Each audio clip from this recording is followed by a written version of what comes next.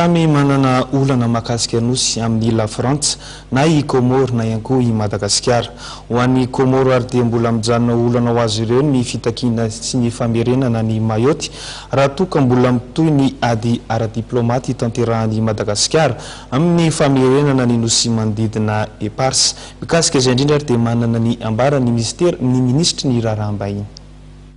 Ny ferrana amin'ny dossier ohatr'izany moa zany dia efa samy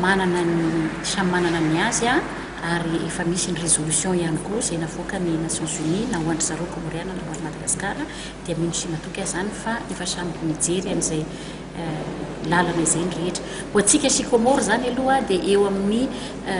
famantarana ny sisy-dranomasitsika sy Comore zany no resaka ny fanaovana tamin'ny zareo ihany koa ary dia inoko fa fanaovana filoham-pirenena sy ny filoham-pirenena rotota ihany koa dia misy zavatra nefa ny pisopisony tsy maintsy arahana mba zahoana manao an'izany satria tsy velaran-dranomasina